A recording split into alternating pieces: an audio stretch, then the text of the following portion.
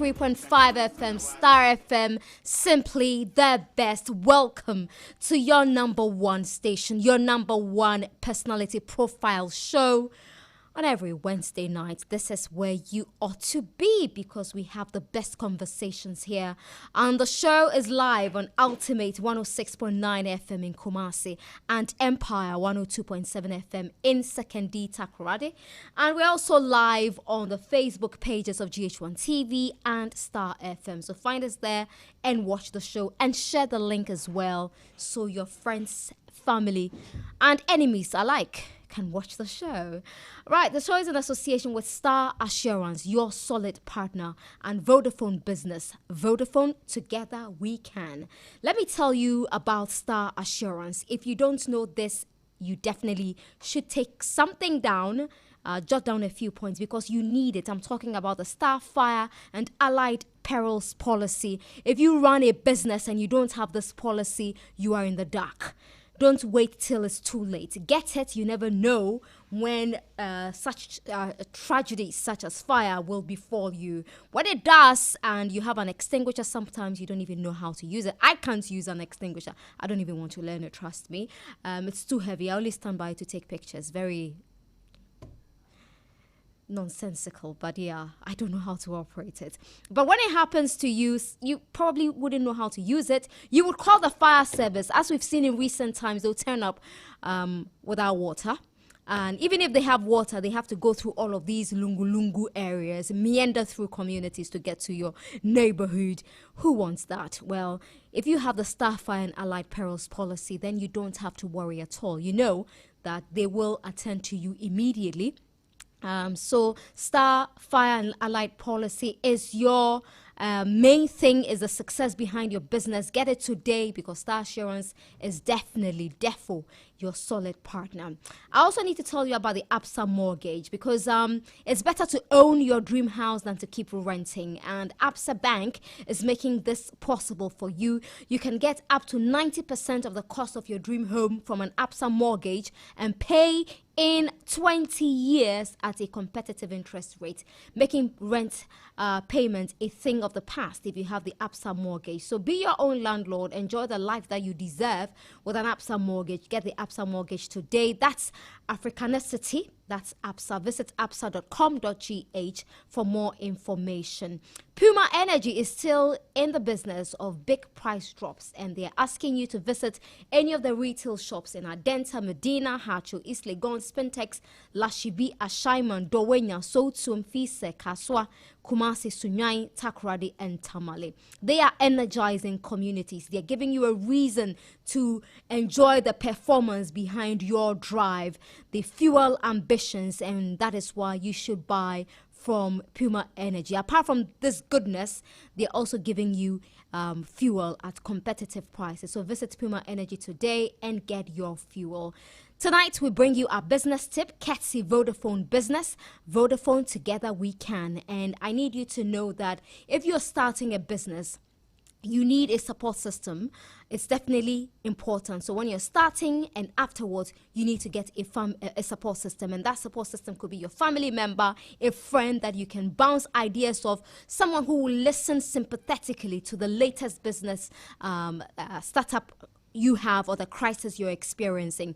This support system is invaluable. It has worked for big businesses. It will work for you. That tonight is our business tip brought to you by Vodafone Business. Vodafone, together we can. Vodafone says that no two businesses are the same. From phone calls between colleagues to the team, WhatsApp group to bulk SMS to clients, every business has different needs. That is why Vodafone Too Much Business is offering the best mobile plan on the market with you in mind. They have created this just for you and it's tailor-made for you, and that is what you need. Design your mobile plans to talk, text and more according to your unique business model, because Vodafone Too Much Business gives you the flexibility to customer service. You can customize your voice, your SMS and your data plan to fit your business and your budget. So it's time to grow your business to match your ambitions with a more mobile package, a package that gives you more all the time, so that as you grow, you get more from Vodafone Business. Call them today or email vodafonebusiness.gh@vodafone.com or sign up by sending start to 0507 779 000. Again, SMS start, START, to 0507 779 000. Vodafone, together we can. Anyway, let's get straight into business for tonight. No matter how much falls on us, we keep plowing ahead. That's the only way to keep the roads clear. This is a quote from Greg Kinsard. Less than a decade ago, my guest was a man who went about his business as an administrator at the head office of the National Service Secretariat. His shot at the political limelight was after he switched lanes into politics and became the people's representative in Parliament in 2013. His appointment as Deputy Minister for Lands and Natural Resources came with quite an inquisition of a line in his resume, especially on his record of being a dining hall prefect back in secondary school. He's known for his sharp and almost lone voice in advocating for societal change and questioning government's policies and decisions. In the last term of the Akufo-Addo administration, he was the opposition's spokesperson on health, where the sector minister was not spared his scrutiny at every turn. His latest trigger for probe was on the Sputnik V vaccine, when he questioned why Ghana was procuring the vaccines via a middleman. So, is he a man on a mission? Have we been told the full story on the ad hoc committee's inquest on this matter? And is the health minister guilty of perjury and breach of laws? Or is this just, as the president puts it, Adimamenu receiving slaps and heat from the minority? And what was that scramble for the parliamentary seat in the House on the night of the 6th of January 2021 with Ursula Owusu-Ekufo? Juaboso's son, and the man I'm told is a Zacchaeus of the Western North region, who rather keeps asking leadership who do wrong to come down from the sycamore tree. Kwabena Mintah Akandoh is my guest on the award-winning personality profile show, Star Chat. You're welcome. Thank you, Nana Aba. Did I miss anything in your profile? One very important thing. What's that? That I'm a farmer. Yeah. We'll talk about that soon. It's very important. Yeah, we'll talk about it. We'll be talking about you. So you mentioned that you're a farmer, and we also share the same birthday. Yeah. We share the same birthday. Anyway, it's good to have you on the show. I haven't seen you in a while. It's a privilege to be here. Yeah? I don't remember the last time I saw you. I'm trying to remember though. You abandoned me on our birthday. No, I can never abandon you. Yeah? Did you call me? Oh, I called you. I call you sometimes. Sometimes I take it as though you're busy. So. Oh, sometimes I don't pick up? Yeah, sometimes. Oh, I'm sorry. I don't see it. Anyway, so you're returning from your constituency now? Yes, I immediately after the adjournment, I rushed to the constituency to attend a very important funeral. Funeral? The man who contested me in the primaries in 2016 died, so I had to go to attend the funeral. Do you regret beating him to it? Now that he's gone. Very interesting question. Now that he's gone, do you regret? Do you wish, gosh, I should have just allowed him to taste it? Nobody regrets being victorious. Yeah, that's true.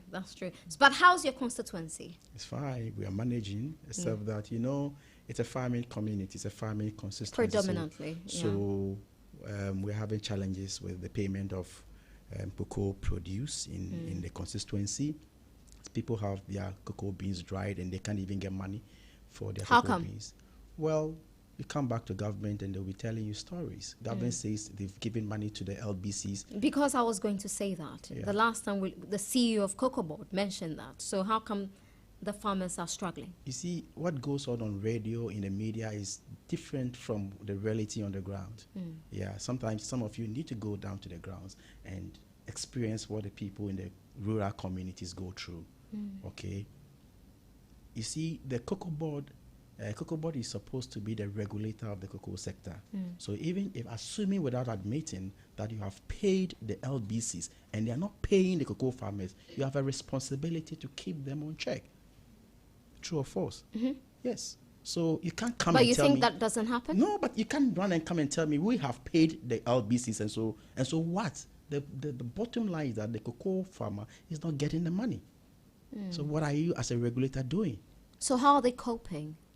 Well, they are coping. They plant other crops, cassava, plantain, and other things. So But it doesn't bring in as much. not as much as cocoa. Definitely not as much. Not as much as cocoa. And are they able to sell these on a large scale? Because I know that even when they harvest, sometimes before it even gets to the big markets, most of the produce go waste. Yeah, they have challenges though. You know, my constituency, what they do on large scale basis, the cocoa farming. Right. And so, yes, they do plantain, cassava.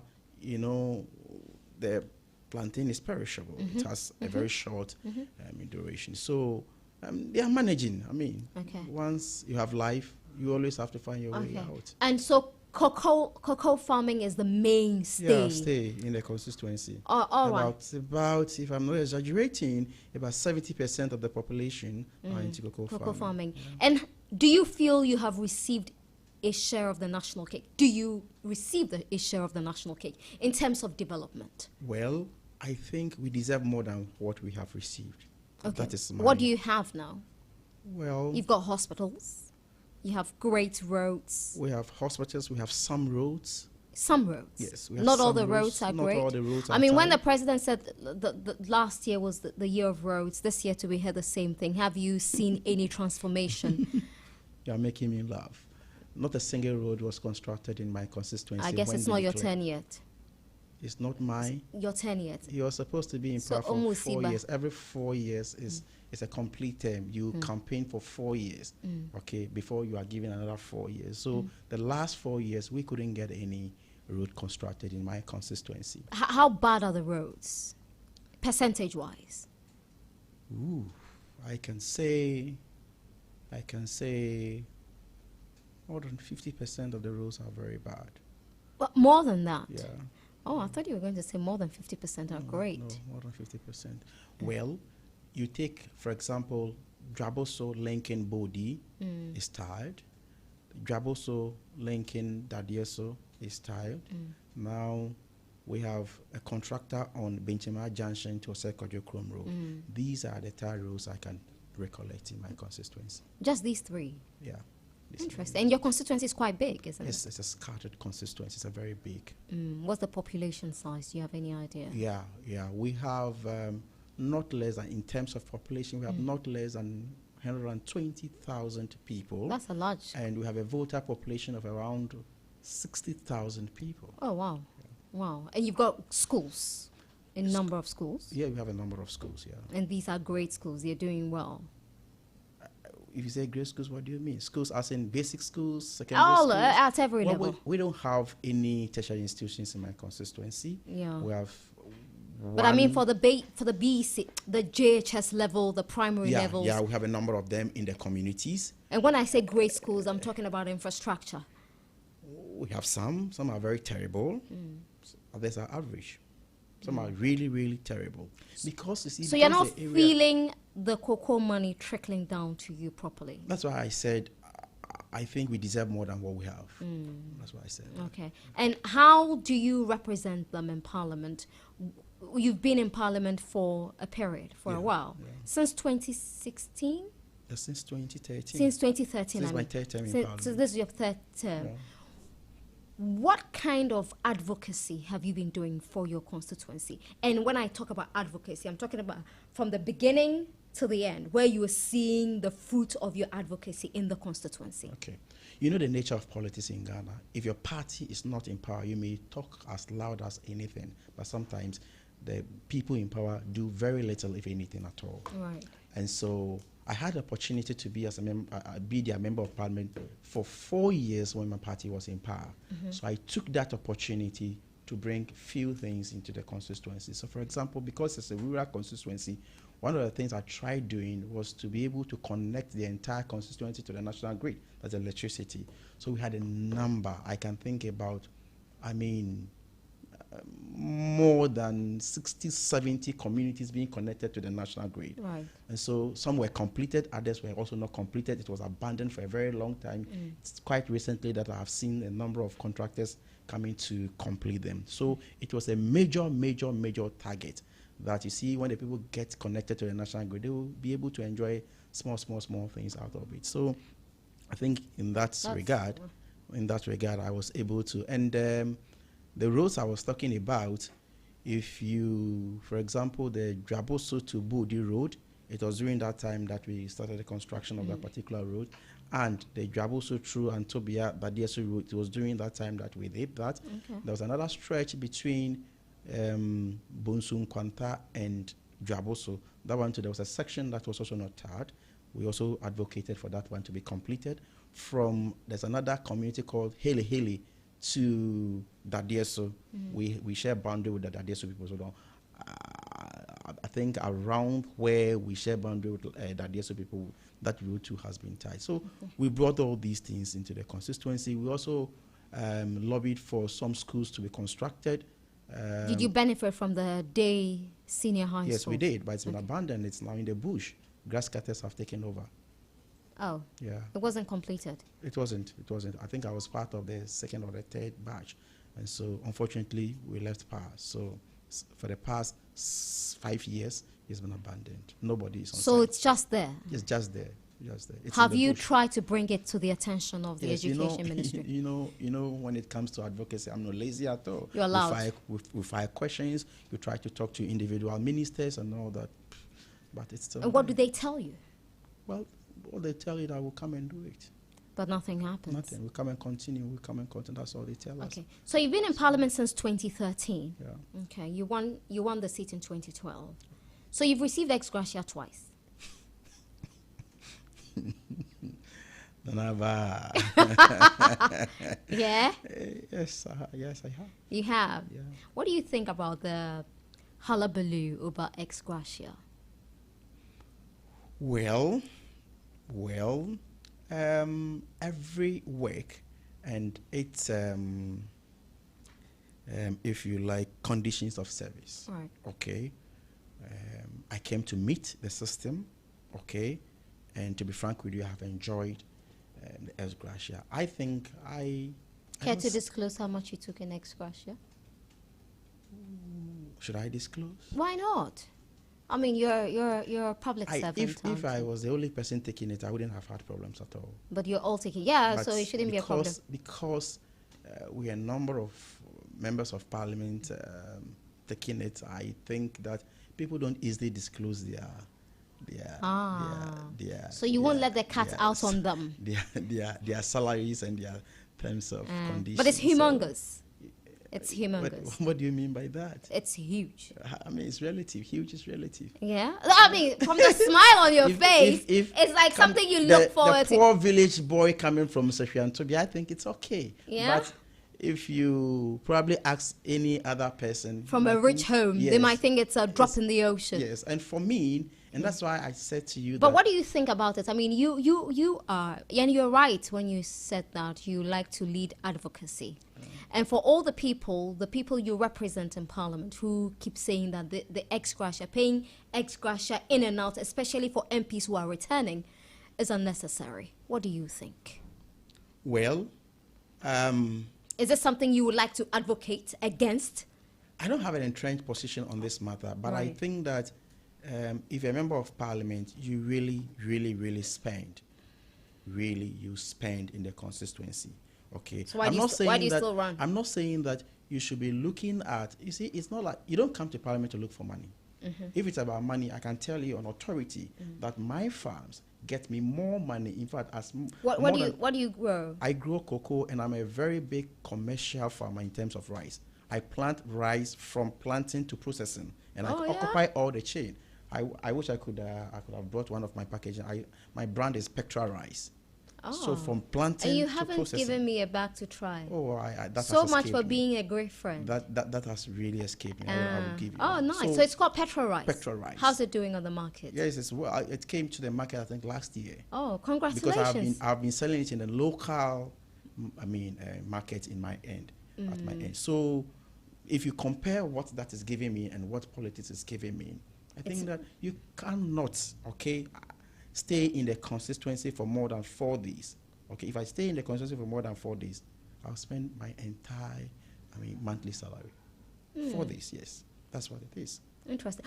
And what do you use this money for? Funerals, outdooring, school fees? Yes, they are all subset of what we do in the constituencies. And does it frustrate you sometimes? Sometimes. I must be honest with you. I'm a human being. Sometimes, especially today, for example, a guy called me, and I've assisted him not less than 3 consecutive times for the past 2 months, but he's still calling.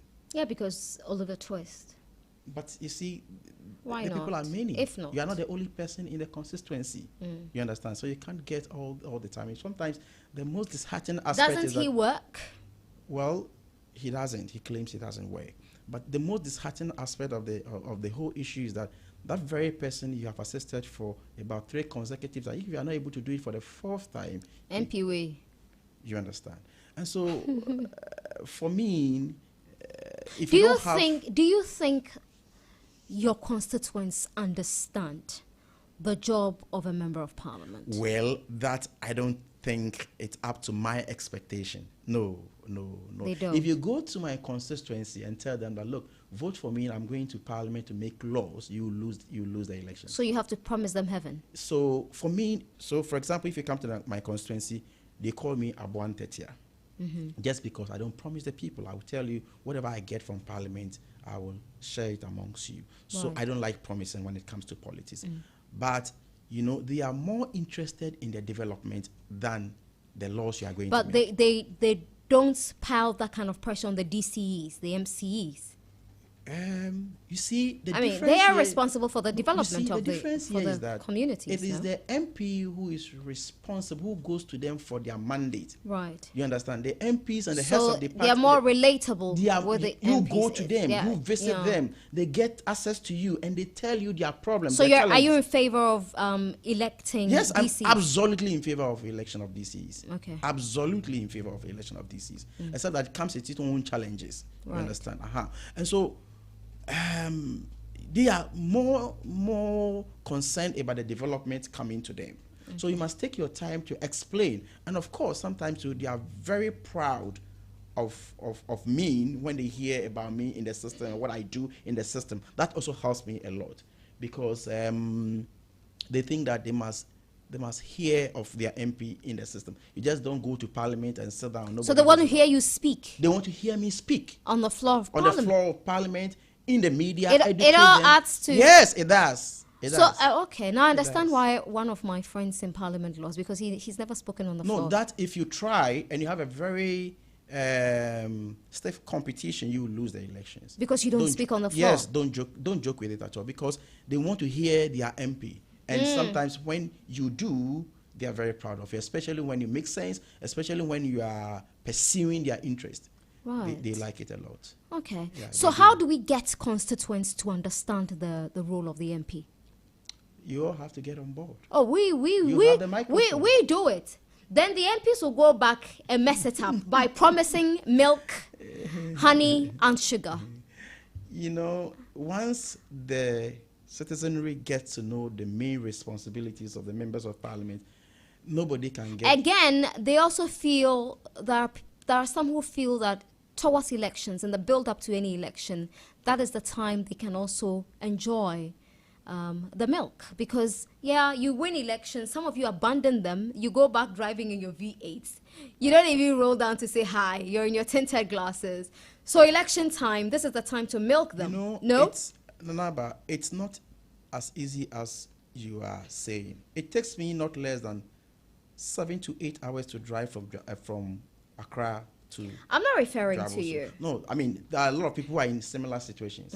Okay? And I am supposed to be in Accra. Okay? For example, I have never spent more than 1 month in Accra before. You're always in the constituency. I love to be in the constituency. Do you not worry about constantly traveling on that stretch? That is what I have decided to do. My father tells me, you saw a lot of professions and you decided to do so politics. That's what you have chosen. That's interesting. And you must bear the brand, So it's not an easy path at all. I must be honest. Would you run in 2024? If I get the opportunity, I'll run. You will. You're not tired? Oh, I can't be tired. Does it come with some leisures, with some pecs? I'm telling you that, you see, the secret in it is that if you're a member of parliament, especially when you go a number of times and you don't invest somewhere, you don't do other things, and you think that you're going to depend on your salary to run, you may laugh at the wrong side of your mouth. Yeah. Because you get to the point, you lose the elections, and you have pumped all you have into the elections, and that is where you become miserable. I see. So you must do on your own, you must do something to be able to raise income to support yourself. Were you born in Juaboso? I was born at Juaboso. Juaboso. I mean, what language do you lot speak? It's a very interesting language. It is. Can you say a few words? What do you want me to say? We are taking a break now. When we come back, we'll talk about the health minister and Sputnik V vaccine.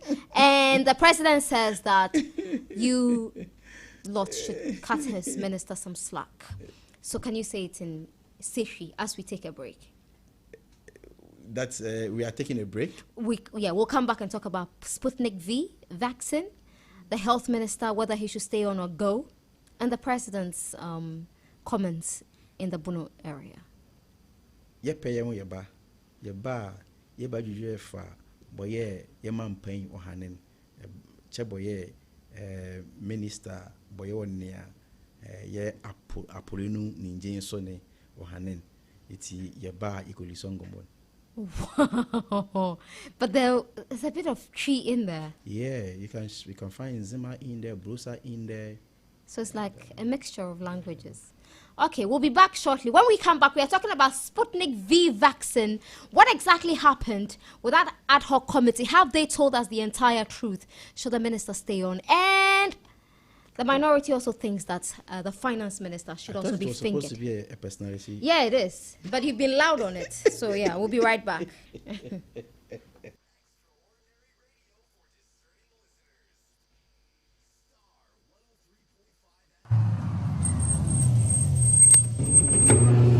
Oh, yes! It has finally happened. Total Petroleum and Star Assurance is rewarding their customers who buy.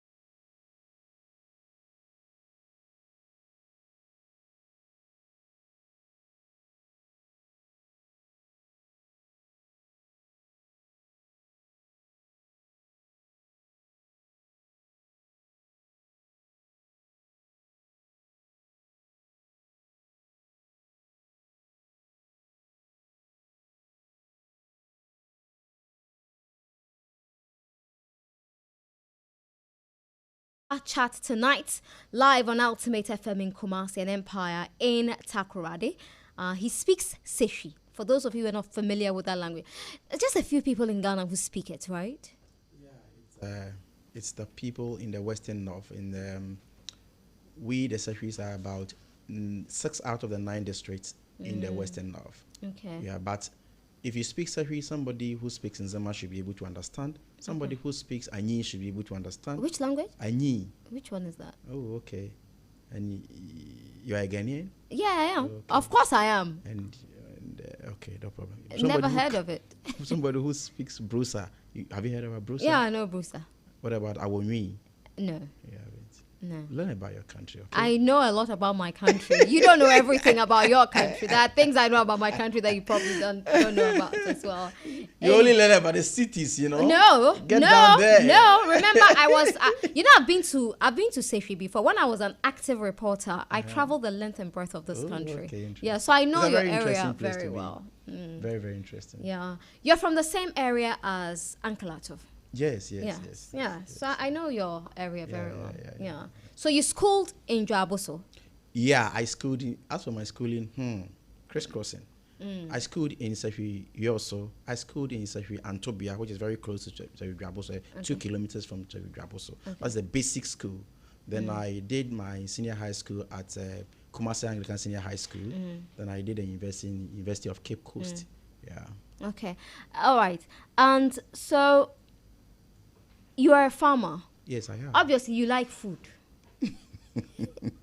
Are you a glutton? You like food. I mean, everyone loves food. Well, I don't understand why you say you like food. I mean, you appreciate food. Food, yes. For me, I don't. I'm not somebody. How did you become a dining hall prefect? Oh, okay, that's where you want to move towards. Okay, you know, I don't know, but I have been a leader from one point to the other. Even growing up as a very small boy or young boy in the basic schools. So I go to the secondary school and I opted to be the dining hall prefect. You opted? Yeah. Why? Of all the positions, you could have been a school prefect. You know, in every school, there are very sensitive positions in every school. Dining hall is one of them. Dining hall prefect is one of them. Yeah. You need somebody who... You just wanted to have control over food. It's not about food. You know, dining hall, and I said this somewhere, it's a very sensitive place such that if you don't manage it well, that's where most of the demonstrations are managed from. Absolutely true. You understand? So you need somebody who is very disciplined and can command respect in the school. So you did that? I did that. Okay. Unfortunately, I was not one of the people who used to have that kind of body, but But you still had a voice on, yes, on the authority. That was very important. So don't mind the body. Pay attention to the engine. It's very important. Okay. And then your position as dining hall prefect came under scrutiny during your vetting. Were you shocked? Well, shocked, because I knew if you are, in quote, loud out there, it comes with some kind of, if you like, hazards. You understand? Because I knew my opponents were going to, they were going to come after me after the vetting, and so I don't think it should have been an issue at all, because immediately you appear before the appointment committee, they will take you through your CV, and once they take you through your CV, sometimes they disagree with you on certain things. Okay, and so I think under work experience, I put dining hall prefect. And so they disagreed with me, though. That is not where it's supposed to be. It's supposed to be somewhere else. Where? Well, I remember they said I should have put in that positions held. But that gave you experience. Exactly. So it's debatable. Right. It's debatable. But you see, at that point, when people are chasing you and they are after you and you consistently try to defend yourself, nobody will listen to you. And for me, I have never regretted it. You call me Daniel Prefect and so what? You make me a member of parliament. Have I been able to deliver? Mark me on that. I was a deputy minister. Have you heard any scandal about me? Mark me. So it's not about, so for me, it's no issue. I don't consider it as an issue at all. Yeah. I mean, I was struggling to understand what the brouhaha was all about. No, it's all about they must get a candle on something. Right. And so somebody should come after you. So the point was that, why is President Mahama appointing an inexperienced person who hasn't worked before, forgetting that at that point in time, I was a member of parliament. Yeah. The least of it all. At that material point, I was a member of parliament. Okay. I had worked with the National Service for about 2-3 years. And I had been the deputy regional youth organizer for the party. I had been the regional youth organizer for the party, the then Western region. So it was just... you thought it was mischief? Yeah, for me, that was what it was. Yeah. Were you teased? I don't consider it as a tease at all. Yeah. I mean, after. So even as at now, people still call me, some of my colleagues still call me Daniel Opekele, and I respond to that. Oh, you do? I do. Oh, you can take it. You're a good sport. One of my achievements, if you come to my constituency, is to build a big dining hall in my secondary school there. Yeah, it's a big achievement. Right. Yes. In the constituency, I use my common fund to construct a very big dining hall in my secondary school. So, it's nothing. It's not a big deal. No, Let's stay on Parliament because I need to pick your thoughts on the Sputnik V vaccine. You think the health minister should go? Do you think he should walk? Well, what I'm interested in is to bring the facts of the matter out. What I'm interested in Where was your dissatisfaction? As in? I mean, you've been quite loud on it. Yes. You wanted a further probe. Yes. But where did your dissatisfaction with the whole procurement come from? Okay, so let's start this way. I realized that the government was taking advantage of the COVID situation to milk the system. Milk the system. I.e. make money. Make money. They were enriching. They were enriching themselves with the COVID for funds. the state or for individually. For the individual, for themselves. They were taking COVID money to do whatever they want. But you don't have any proof of that. Yes, so you get a proof as I proceed. Okay. So I realized that they couldn't account for all the money they had spent, especially when they appeared before the various committees to defend their budgets. Okay? Because as at the time they were presenting the 2021 budget, they had spent not less than 19 billion Ghana cedis. Okay? And when the ministry at the forefront of this fight, the Ministry of Health appeared before us, he could only account for 600 million out of the 19 billion. And I'm quoting the minister. He says he can only account for what has come through him. Okay? So what it means is that they were using the money for other things rather than even to fight the COVID pandemic. And so I decided to follow closely what they used the money for. They appeared before us, and then they came to defend a budget that they were going to procure and deploy COVID vaccines. So we heard that the ministry was engaging other companies to procure COVID vaccines. Meanwhile, they were not coming to Parliament because I am on the committee. I'm the ranking member of the committee. Okay, so I decided to ask questions. And fortunately enough, one journalist introduced another journalist from Norway to me. So he came over. We sat. I told him the background of the COVID and the money, what we have approved in Parliament and all that. So he decided to take it up. So he did all the investigations. Some of them are, audio recordings and all that. So he left for Norway and left the rest for me to pursue. Around that time, when he finished his investigation, we were on recess. So when we came back from recess, I organized about 3 press conferences about the same matter. And all I could get back was insults, name calling, ridiculing, just like you are saying, Daniel Hall. It doesn't tickle me at all. You understand? So they did all the defense. Oh, Ghana has not lost anything. I knew what I was doing. I kept my cool because I didn't throw the evidence out there. Right. Okay? And so we brought the issue to Parliament properly. So we filed a motion, private member motion. The minority leader moved the motion. I seconded it. We debated the motion. Fortunately enough, same was adopted by the House, such that we had to constitute a committee. So we debated and adopted the motion on the 8th of July, and the committee was constituted on the 9th of July. So we were given some terms of reference, okay? i.e., we were supposed to determine whether or not those transactions were of international nature, and if they were of international nature, whether or not Article 1815 was fulfilled, whether we procured middlemen in this transaction, whether some considerations had passed. And so we were given about 7 of them, terms of reference. So we had to start. Now, on the 15th of July, then the minister responsible for finance had to appear before the committee. Take note that the committee consisted of 9 members, 4 from the minority, and then 5 from the majority. And so we started. And we invited them. So before the minister even appeared before us, he had to do what we call a written response. So he wrote to us, we went through. The first day, those of us on the minority side, we didn't ask any question. Because we received the written response. I received my copy around 8 p.m.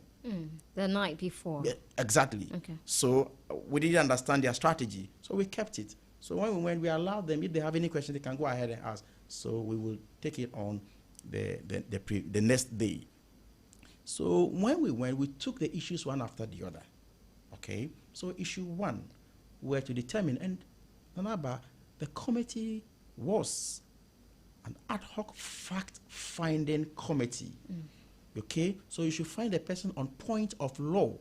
We are not supposed to be definite. We are not supposed to be judgmental. Right. So our work can be taken on at any, if anybody wishes. So we took issue one, and we realized that at the end of the day, the minister admitted that the contract was of international nature and he didn't come to Parliament. We requested to know whether or not he sought the advice from the AG. We realized that he wrote to the AG after he had signed and executed the contract before writing to the AG. And you see, the AG's advice is supposed to guide you before you sign or before you execute the contract. So the AG's advice must have effect on the contract. But because he did it before writing to them, the AG's advice had no effect on the contract. Okay. But of course, the response from the AG, which of course is dated 12th of April, the agreement was signed on the 9th of March. So the AG said that in order for the contract to be valid, he ought to have come to Parliament. Okay, so that issue one, or the term of reference, the number one, right, was clearly established, that it was of international nature and he didn't come to Parliament. Now the second thing is whether to consider whether there was any consideration passed, whether we had paid money. Consistently, their defense out there was that Ghana has not lost anything, we've not paid any money.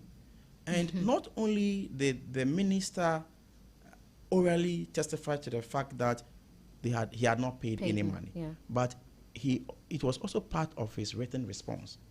Okay, he wrote in that response. If I get a copy, I will let you read that portion. Yes, it's here. So if you read, just read the heading and go to that particular place. That is what I've highlighted. No payments made under agreement with the private office of His Highness Sheikh Ahmed Dalmouk Al Maktoum. So were you surprised to find out later that payments had been made? I was not really scandalized? Surprised. I was not really surprised because I knew where I was going to. I knew they had paid something. Right. Okay. I knew that something had been paid because if you pick the LC, on the face of the LC, it says that you must pay 50% of the total value of the LC before even the delivery. So I knew they had paid something. And the least of it all was that, when you even raise an LC, a certain percentage of the total value of the LC passes as bank charges. So I knew something had been, paid. And then we had to write to the Minister for Finance to be sure whether or not any money has been paid. Yeah. So we wrote to the Minister of Finance. They also responded. But before then, they had released the media review budget. And in the media review budget, as part of the releases, we saw a certain amount of money. There's another leg of it coming. After this one, we'll deal with that one. Really? Yes. Give us a hint. Because about 109 million Ghana cedis has been paid, and that is also supposed to be an international transaction. We'll ask questions. I don't want to conclude now. Okay. Is it still with the health sector? Yes, it still has to do with COVID vaccines. But 109 million Ghana cedis has been paid. And so the question I keep asking is that if this agreement didn't go through cabinet, it didn't go through parliament, and I'll come to the issue of procurement, then under what circumstances the minister responsible for finance pay the money? Because there's supposed to be a basic checklist before you make payment. The minister must request for the payment. And so that's why I was surprised when the minister said he didn't know about any payment, because it must emanate from a ministry before the payment will be done. And every transaction, every correspondence, the correspondence from the Bank of Ghana, correspondence from the Controller Accountant General, correspondence from the Ministry of Finance, in all this correspondence, the minister responsible for health was given copies. So he was never kept in the dark. You understand? And so under what circumstances did the minister responsible for finance make this money? And he is supposed to protect the public purse.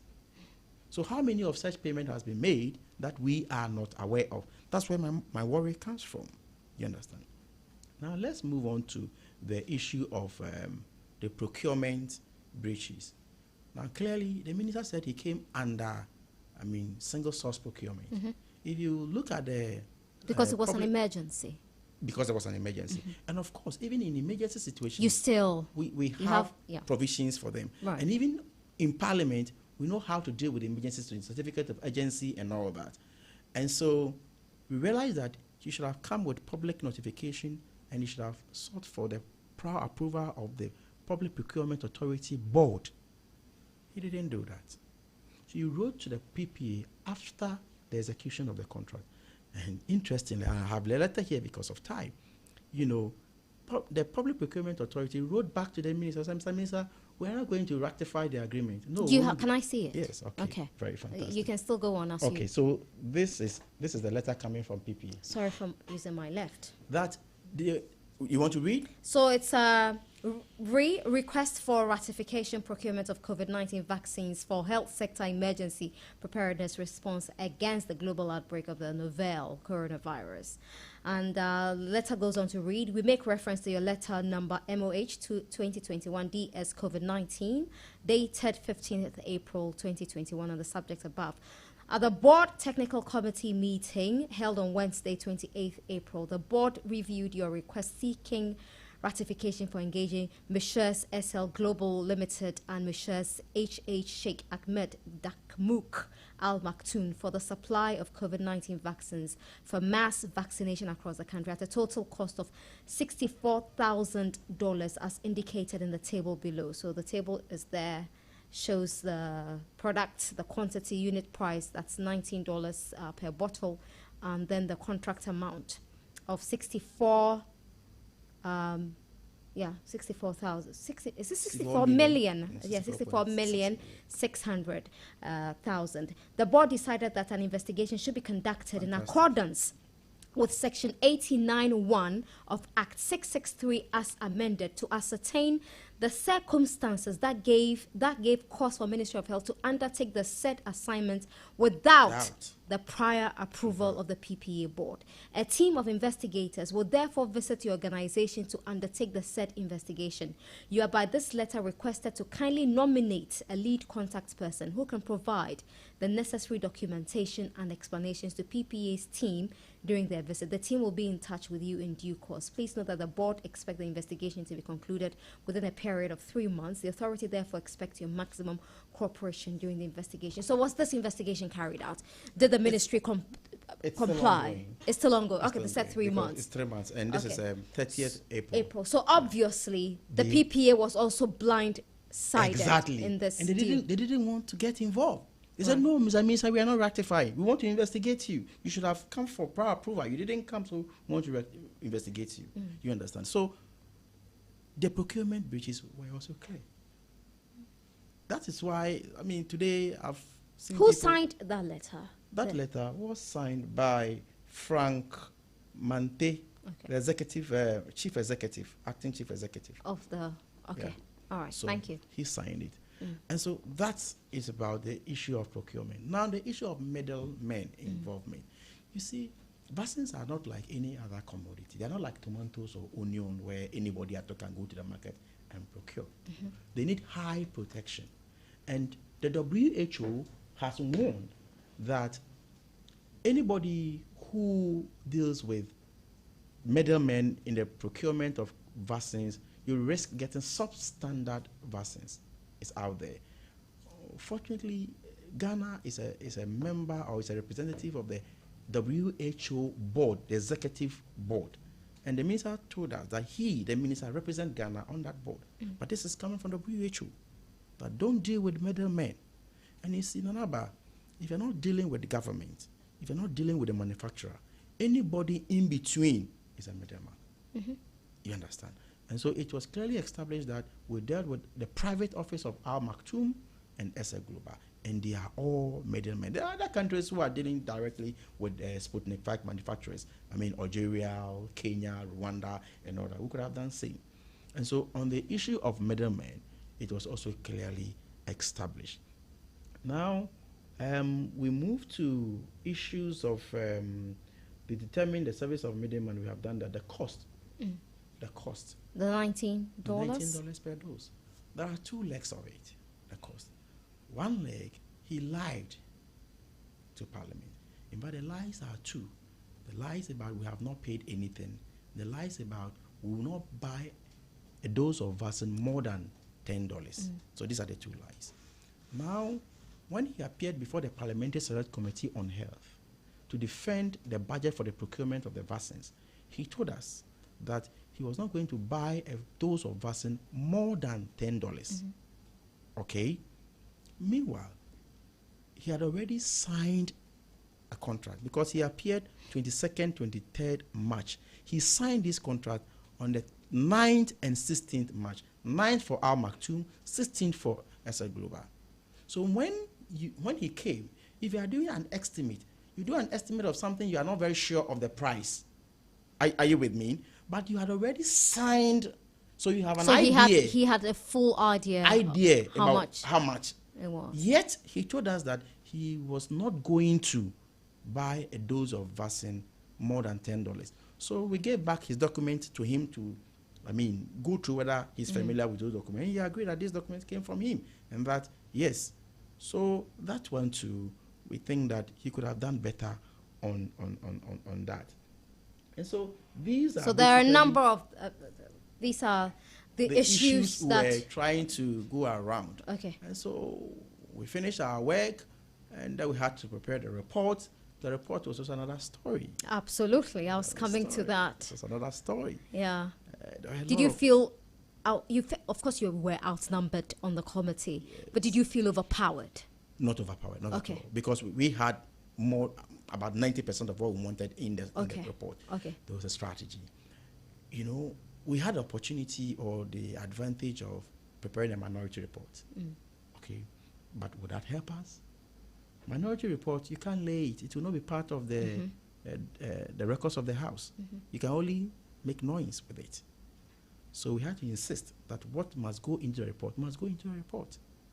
Okay? Why did you have to insist? These are because there were disagreements. Over the facts? Some of the issues. Yeah, some of the issues, there were disagreements. But it's factual. There were documents to back it. So where was the disagreement? And this disagreement was coming from the majority? So, Nana Aba, I'll give you one example and proceed. Okay. If after all these, somebody writes in the report that all these were done because the man wanted to save life, isn't that a valid you've cleared the man of all that you have done. Right. Because you are saying that he did all these things because in the interest of humanity. So how will you take him on again? Okay. You understand? And this came from one of the members of the committee? It was part of the report. Okay. So you look at the report, one angle, you do your input, it will come back, it is there, sometimes it will move from that. And so at a point in time, we had to engage Mr. Juaboso himself. So that we bring other leaders in to agree on it. So even on the day we were taking the report, we had to wait for a very long time to be able to agree on certain things. Okay. But by and large, the report is for all of us, it's for the committee. Okay. And for me, my conscience is clear that this is how far I have come. This is how far we have come. But it looks like the heat is mostly on the health minister. Yeah.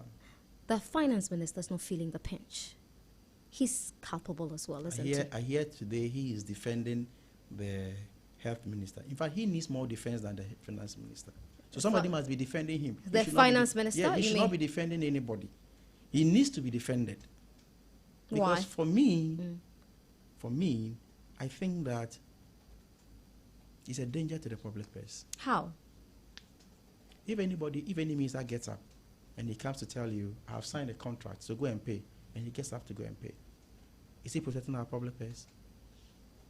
Tell me. In the interest of the nation. Is the interest of what? In the interest of the nation. That you throw monies away without anything back?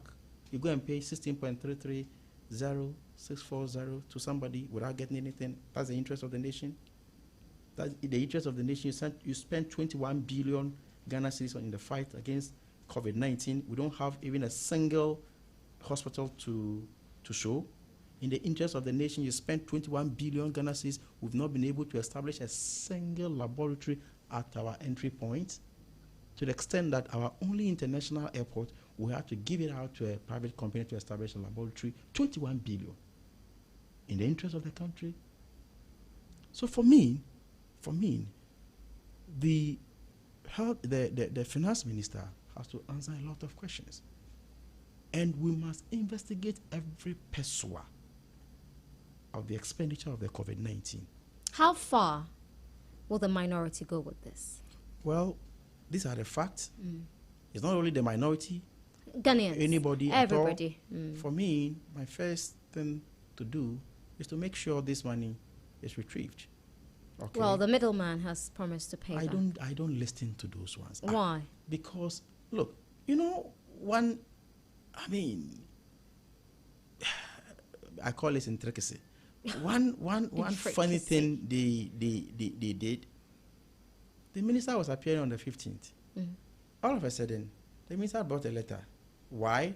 The contract has been terminated. Yeah. The strategy was that, okay, if what you're investigating has been terminated and it doesn't Then exist, there's no point. Then there's no point. Right. As if we were kindergarten children.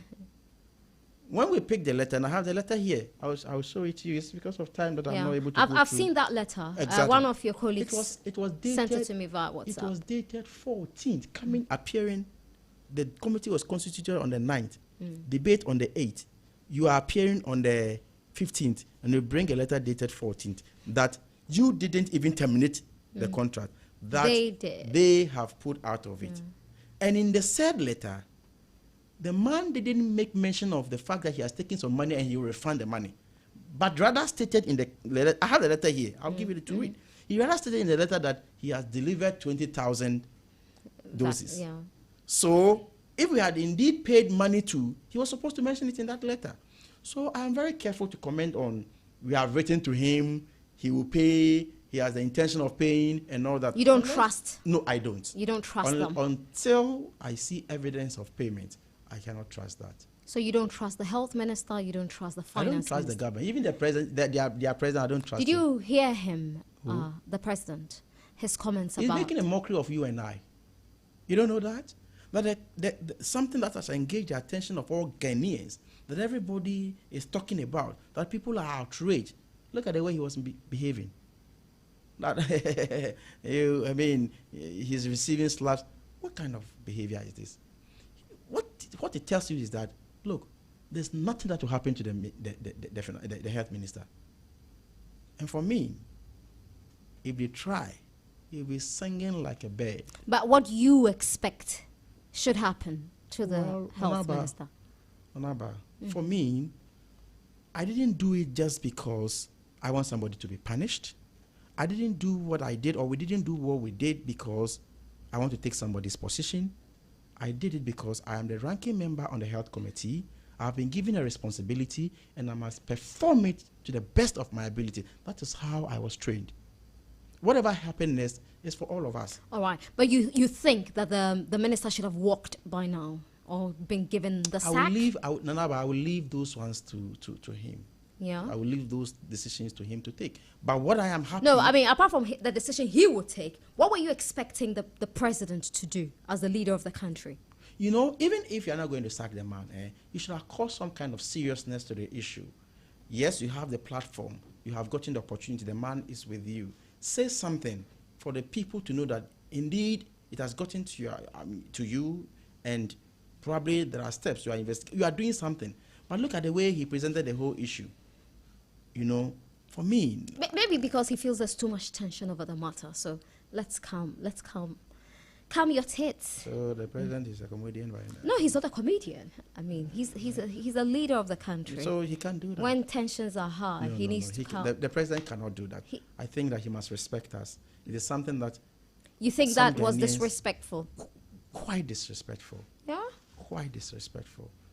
Look at, the kind of energy we have spent on this work and all that, and the only thing the president can do is to make a mockery of the whole thing. Okay. I was not impressed about the president's, reaction to this particular probe. When the minister said that these errors were made because he was not thinking straight at the time, it was an emergency.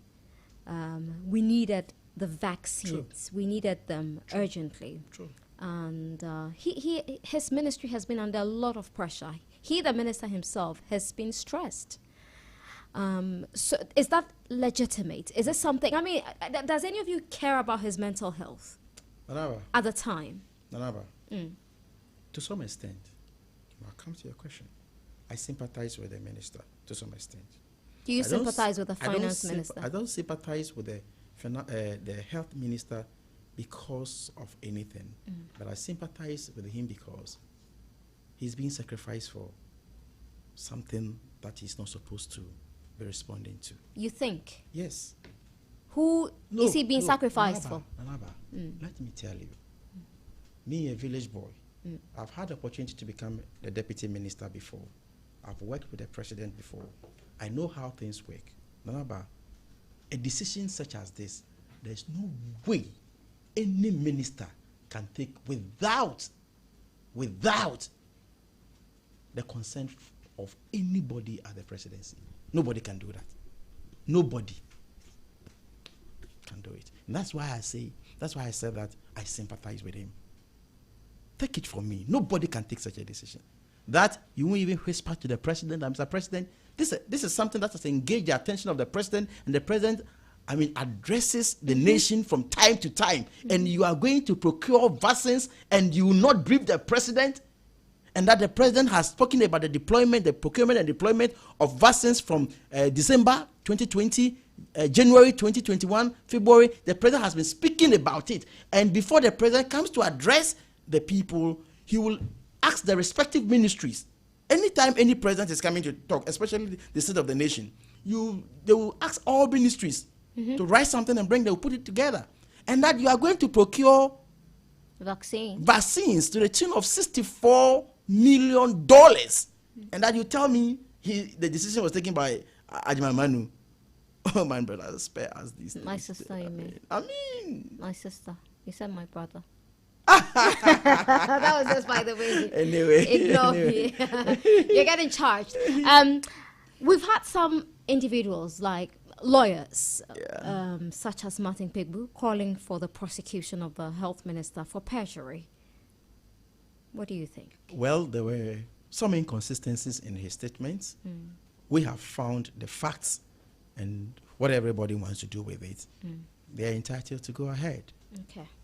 I'm being very, very careful in my conversations with you, because once our report has not been adopted, the issues are still not over.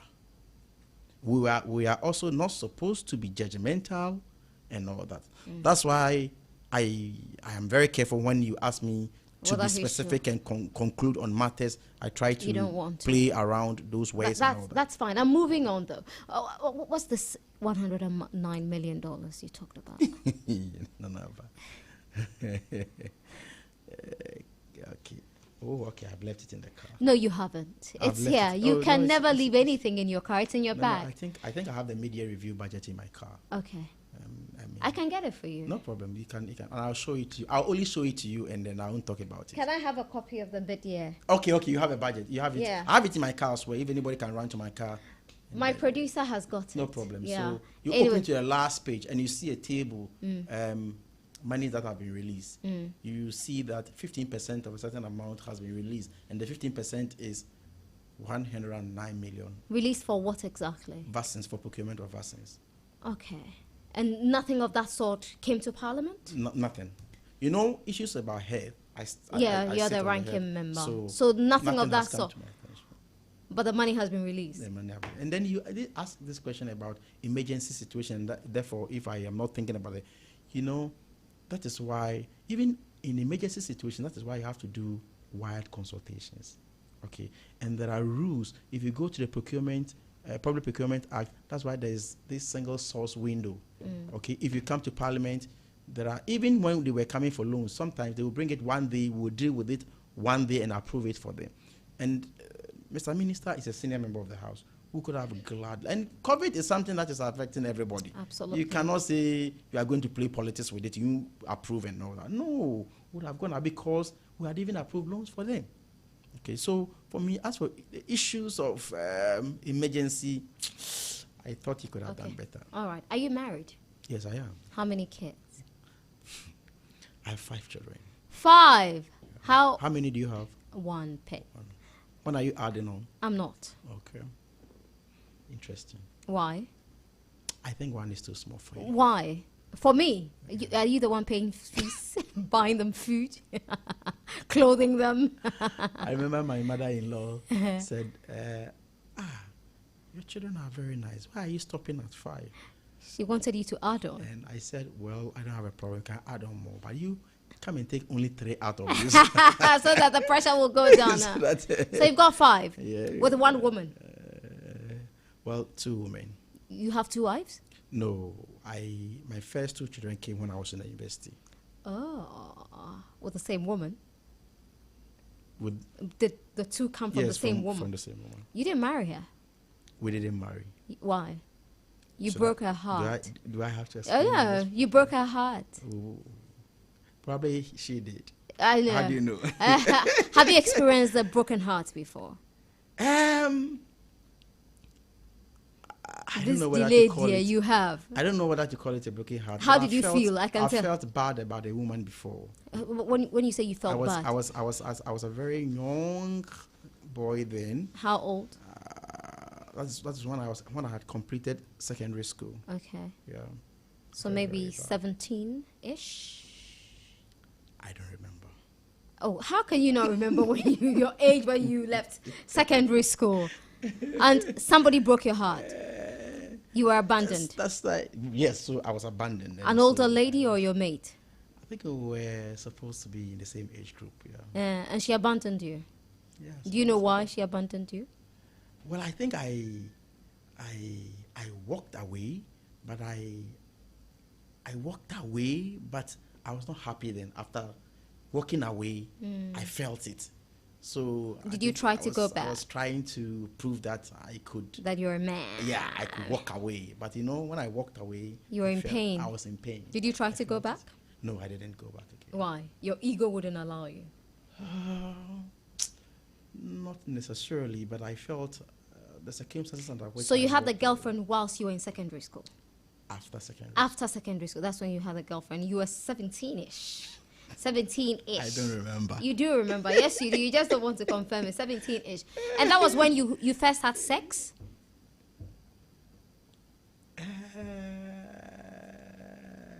Or you did it earlier? No, I think so, around that time. Ah, right. Okay. And you're married now. How long have you been married? I've been married since 2009. Okay, not too long. Not too long, 2009 till now. Well, some people have been married for 60 years, 45 years. Considering their age, I've been married for a long time. You've done well.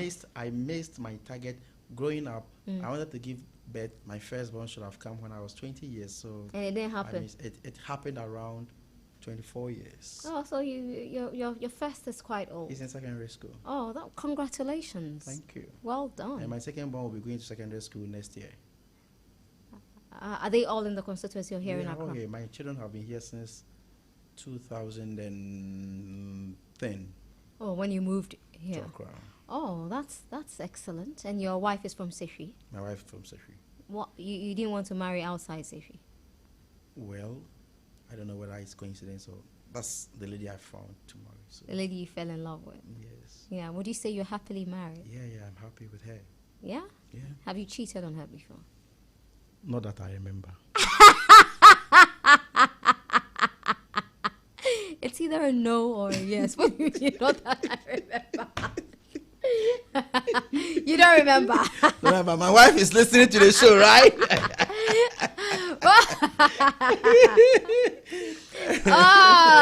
That was the most interesting answer I have ever received to that question. Not that I remember. Do you believe in polygamy? I believe in it, yes.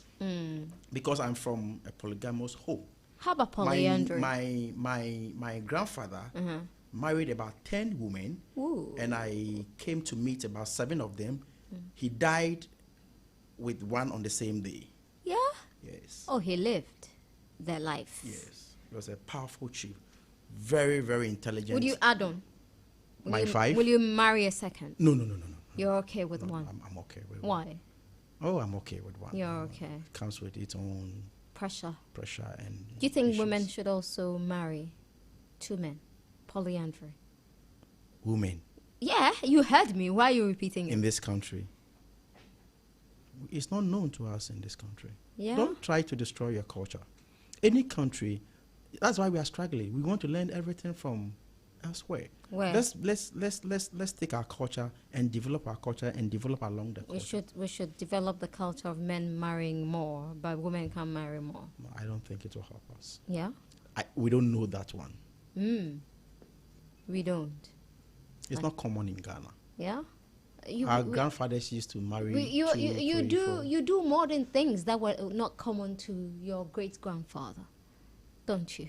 That's what I'm saying. That You're using a mobile phone. Your grandparents were using gong gong. That's what I'm saying. That it's not a good thing. Let's throw the negative ones away and learn the positive ones. But the polygamy is also not marrying positive. 2 men or 3 women, 3 men. Do you think polygamy is healthy? Do you find it healthy? And that should have been thrown away.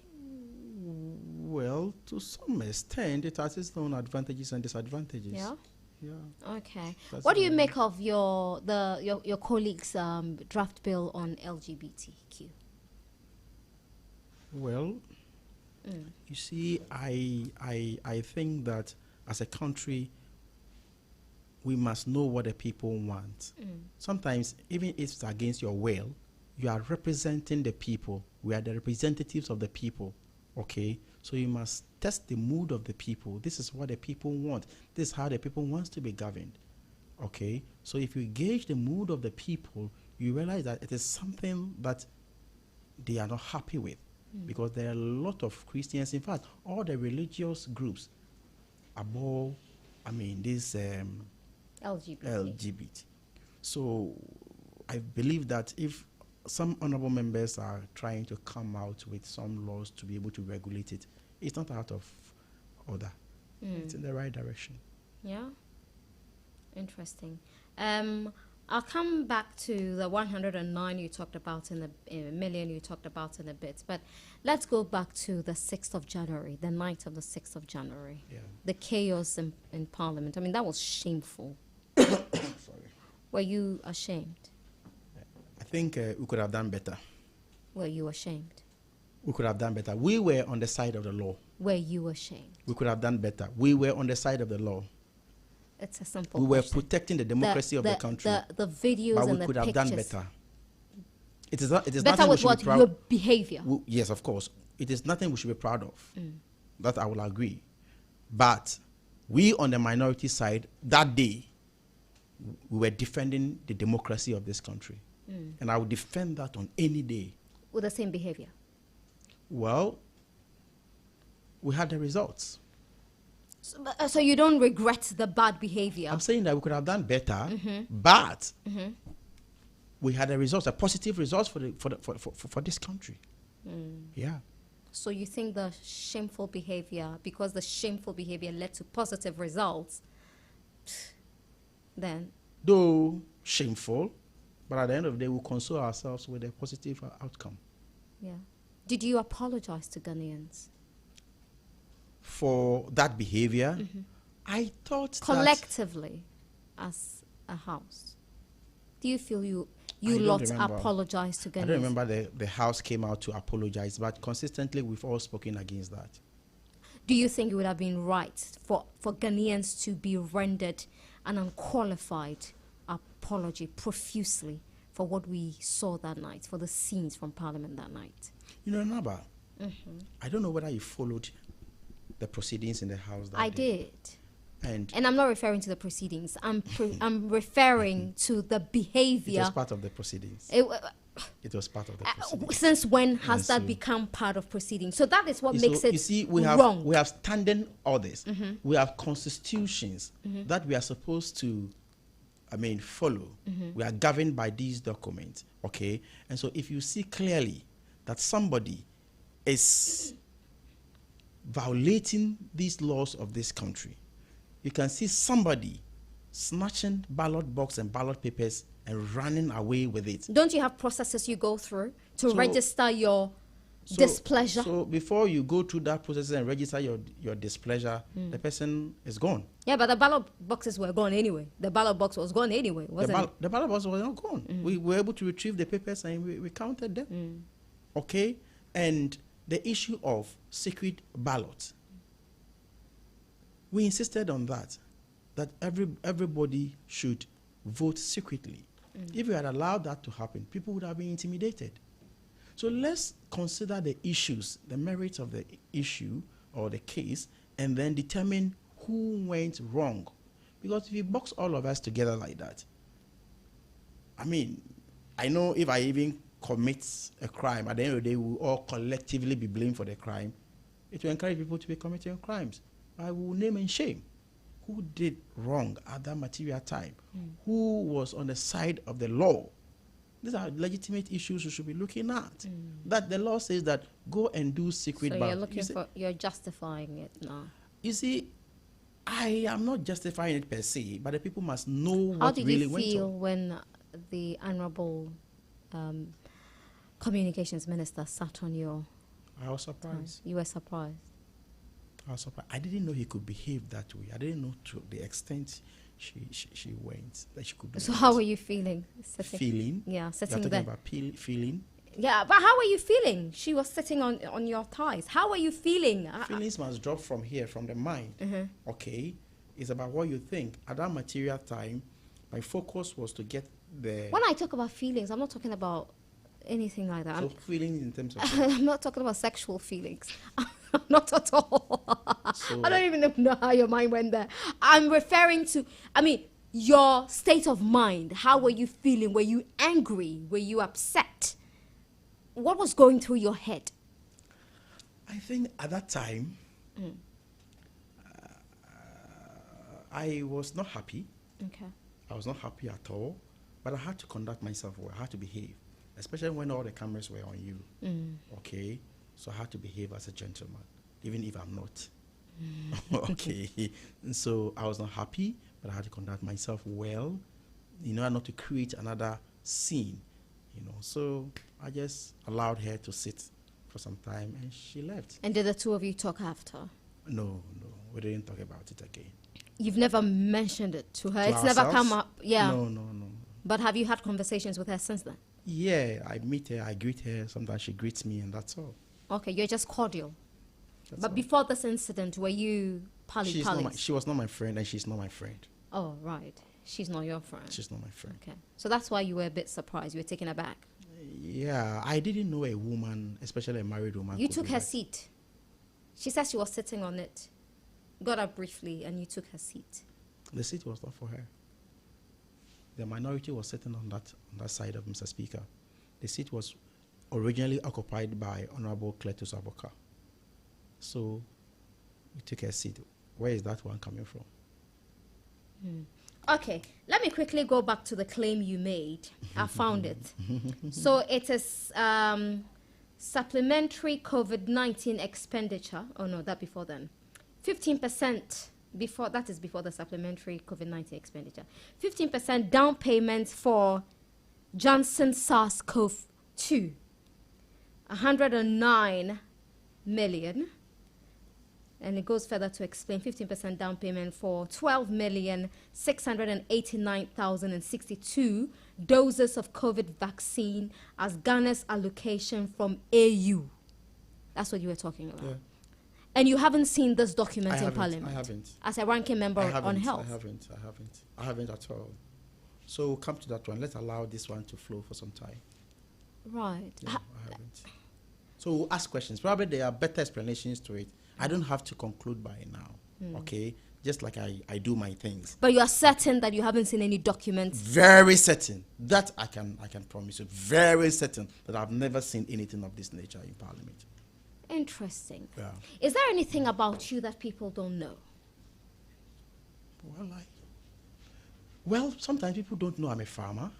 They don't know that my business side. You know, I do a lot of business. You know, you have a rice farm. Yeah, I have a rice You're farm. selling rice. You have processing plants. Farm equipment and all. So that side, people don't know about that side. How about your personality? What, are you introverted? I think I don't have anything privately that people are not aware. Even if you ask me of my hobby now, I will struggle to mention one. I'm always out there working. You don't have hobbies. You don't have a life. It's just like, you don't have fun. Oh, Akandoh, you have done well. This one, then I become You don't happy. sit with friends over drinks. No. Why? Right. I don't get it. Are you antisocial? No. I'm very social. What do you mean you don't have the time? You need to make at every time. point You don't in think time you I'm have to doing make? some. Look, you are a member of Parliament. One, you should be contributing on the floor of the House. You are a ranking member. It comes with a whole responsibility. As a ranking member, you should even add investigation to your work. Right. Okay. You should be doing committee work. Okay.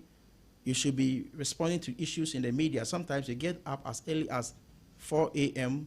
to go to GHOne and all that before you go to Parliament. You should be going to your constituency. My constituency is very, very far away from here.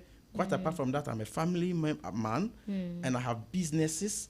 So where am I going to get the time? So your time is all taken. So you are always, doing something different. Do you think you can win the election in 2024? I'm talking about the NDC. Oh yes, looking at why? Why looking are you at so sure? In fact, if you ask me, even the 2020 elections, I think the NPP didn't genuinely win the elections. Well, that's not according to the Supreme Court, and we are working with the Supreme Court. So, and according to us, the NDC, and per our evidence and per our conviction, the NPP didn't win. So you can think also not 2024? 2024 is very, very. There's a bit of this 8 years cycle. The NPP has break the 8. Well, they can be hallucinating. Are you for JM? Yes, I'm for JM. You didn't even mince words. No. No. I will not mince words. I've had issues about it before, especially during 2020. I declared it openly on radio. Yes, yeah. I'm for JM, and I'll be for JM until JM says he's not contesting. Yeah. I'm for JM, and I'll be for JM, and I'm What's for the JM. difference between JM and President Akufo-Addo? Why difference? How? When JM invites you, I've been a minister before, he will demonstrate to you that he understands governance. Well, you haven't been a minister under this administration. Listen. I'll prove to you. When JM mounts a platform and he's answering questions from the public, from the media, he demonstrates that he understands governance. He doesn't refer to ministers here and there before they supply him with answers. No, he doesn't do that. He demonstrates to the world that, look, irrespective of the angle you come from. So you think that by asking your ministers to supply answers, it doesn't demonstrate leadership? That is how you also boost your ministers' morale. You motivate them. They're doing a job. You appreciate what they're doing, and you're asking them to answer specifically to. We have time. Questions. Ministers must respond to issues. We have time. Presidents must respond to issues. Right. So you think it shouldn't be at the... When the president is responding to issues, you must demonstrate to us that you are in charge. Okay? And secondly, looking at the... Which one is the second one? Third. Which one is the second one? Oh, the third one was answering questions from the minister. And which one is it? The first one was when he calls you to his office to... Oh, no, that's all. It's all part of the first one. the second one, Naba, is the number of development His Excellency John Dramani Mahama. You don't see the developments under this administration. Why is it? Show me. Free SHS. The dams in the northern region. The factories in some districts. You don't see them. The year of roads, they are building roads. You haven't seen them. Or you're refusing to see. Are you done? Yeah, I'm done. Okay. Just a few that I've mentioned. There's none anywhere. It's not just a few. Go ahead. I can give you a tall order. Go ahead. In fact, add only 3. No. This one. It's I'm the one asking questions, so. No, it's interesting. I can close my eyes and be mentioning the project. The circular interchange, the Rich Hospital, the University of Ghana Medical Center, the Dodo, hospital, the Apetifi one, the Afari one. I can be singing. Can they do same? Let's go to where you are calling them achievement for these people. In my constituency, there's no factory. They'll get there. He didn't say he was going to build factories in every district anyway. Okay. That's not what he said. Okay. Is that what he said? That's not what he said. So they said one district, one factory. And once you make a promise, the promise must have what? Time bound. Right. Okay. When you develop a manifesto, it's supposed to be 4 years document. So you don't have any factory in your district, in the constituency, or you are refusing to acknowledge them. Your platform is a very powerful one. I can't be sitting here and be lying. Right. So they have not done anything. You say in the northern part they've done what? Dams. Yeah. I farm in the northern part of the country. And you haven't seen dams since NPP. I've seen documentaries. Look, I farm dams. in Yagaba. I farm in Goriba. I farm in that enclave.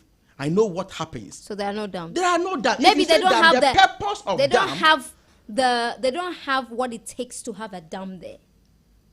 Oh. He said he was going to construct a dam in every. In the 3. And before you make every village in the train. One village, one dam. And before you make that promise, you know what you're talking about. So you know whether it's feasible or it's not feasible. The fact of the matter is that even the minister who was in charge of that special initiative, that we shouldn't expect any meaningful dam from the president. There are no dams. In actual fact, the purpose of that particular promise was to afford the farmers in that part of the country a year all year irrigation. Round, farming. Even after digging that dugout, okay, you and collecting stagnant water, okay. Not until you are able to connect it with canals to be able to irrigate the land, we don't call it a dam. And not a single one has been done. Are you sure? Nana Aba mentioned one that here there's a dugout. There are canals, and so this is irrigating this number of hectares of land. One in the northern part of the country. Mention one. They have no. You see, what I will give, and I'll salute the MPP, and they know how to do is how they projected Nana Akufo-Addo to that status that he could do everything for Ghanaians, and meanwhile, there's absolutely nothing in him. Sarcasm is you. It's not sarcasm, it's a fact. I'm making a statement of fact. Sarcastic. No, I'm making a statement of fact. This man, since he became president, what has changed in your life, Nana Aba? This is a man who was telling them. Have I come to complain to you? You can't complain, so I have to complain for you. Why? No, this is a man who told the people of this country that give him 18 months and he will change the whole Ghana. Hasn't he? Oh, he has changed Ghana. Okay, probably backwards. Because today, as I speak to you now, if you walk to a bank, the exchange rate, banks cannot even give you the rate. What do you think about Dr. Bawumia 2024? As for Dr. Bawumia, the least said about him, the better. Because every average Ghanaian knows that he's the best liar in the whole country. How? Oh, how if you like Google. Okay, no, I won't Google it. You see? Even if I did, that won't come up. It won't come up? No. Try it and see. Try what? The biggest liar in Ghana. I'm telling you. And his name will come up now. This is a man who told us that, look, if you borrow... we left them at 120 billion Ghana cedis. Now they have borrowed more than 200 billion. What can they show for it? Tell me what they can show for it. A stable economy? A stable economy is what they can show for. That's what they have borrowed money to do. Isn't it important that we have a stable economy? So you borrow money to stable your economy. Is that what they're telling me? I'm telling you that they have borrowed more than 200 billion. Show me what they can do. Is it stable economy? They're building schools. Do you eat stable economy? Do we eat roads? Oh, you pride yourselves of building Rose probably will facilitate you getting food. Right. You understand? So if you look at the man John Mahama, if you go to almost every district, his signature is there. You can see a development. from John Mahama. And I think that posterity has vindicated him. The way he does his things and the way he was on top of issues and everything about John Mahama. So it makes me very proud, very, very proud to have been associated with the man, His Excellency John Dramani Mahama. So between John Mahama and Akufo-Addo, there's vast difference. Vast difference. Okay. I'm trying to Google who's the biggest liar in Ghana. Okay. Who's the biggest liar in Ghana? It just came up. 25 reasons why Google says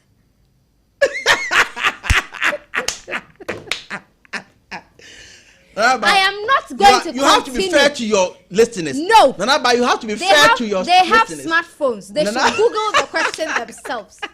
I am not pleased. Nana Aba. No, let's be serious. Did you put this in there? I suspect you are behind it. From Secretary Antobia. Yeah. Now I've entered Google. No, but this is not fair. What is not fair? That is what it is. Yeah. You thought I was joking? Nana Aba, you thought I was joking? Why are my people laughing? No. Not they. Why are you lot laughing? Can you read your? I take exception to this. No, but read whether you take exception to it or not. That's your opinion. Who is the biggest liar in Ghana? Ghana? It doesn't state anything. Nana Aba, Yes. you cannot do this to your viewers. and What your, my your why- listeners. No, you don't do that to them. It You says have to be candid. to 20. But who did this report? Wait, I don't even trust the site. Hold on. There is no such thing as bbcghana.com. So I cannot take the site seriously. It is a fake site. But why are you struggling with yourself? Huh? Huh? What? Why are you struggling with yourself? I'm like a that? Bawumia mania. So as for Bawumia, the least said about him, No, the that's not better. fair. As for him, now look at where we have borrowed up to. Look at the exchange rate.